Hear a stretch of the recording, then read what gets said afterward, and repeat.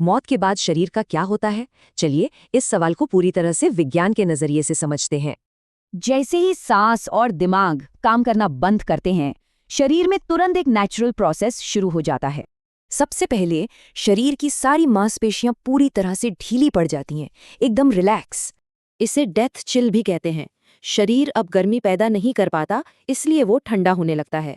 तो पहले 24 घंटों का एक पूरा बायोलॉजिकल शेड्यूल होता है, जिसमें अलग अलग स्टेज सेट होते हैं। ब्लड सर्कुलेशन रुक जाता है तो ग्रेविटी की वजह से खून शरीर के निचले हिस्सों में जमा होने लगता है। और इसी जमे हुए खून की वजह से उन हिस्सों की त्वचा का रंग बैंगनी सा पड़ जाता है।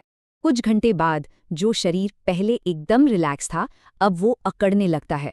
इसे राइगर मोर्टिस कहते हैं। लेकिन ये अकड़न हमेशा के लिए नहीं होती।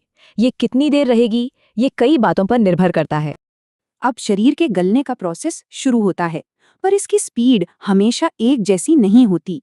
जैसे जो शरीर हवा में है, वो मिट्टी में दबे शरीर से 8 गुना ज्यादा तेजी से डिकम्पोज होता है। लेकिन बाहर का माहौल चाहे जैसा भी हो, शरीर के अंदर का ब्रेकडाउन एक ही तरह से होता है। ऑक्सीजन न मिलने से सेल्स, जिन्हें हम कोशिकाएं कहते हैं, अंदर से खुद को ही खाने लगती हैं।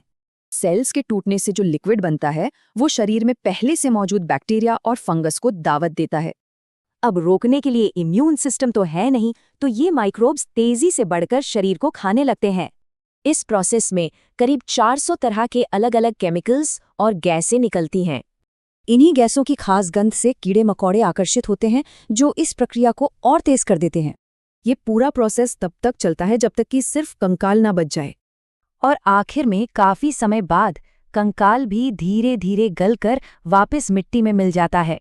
एक हैरान करने वाली बात पता है, माना जाता है कि सुनने की शक्ति हमारी 5 इंद्रियों में सबसे आखिर तक काम करती है।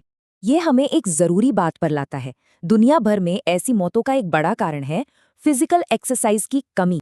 तो अगर ये शरीर की आखिरी यात्रा है, तो सवाल ये उठता है कि हम जीवन की यात्रा का सबसे अच्छा उपयोग कैसे करें।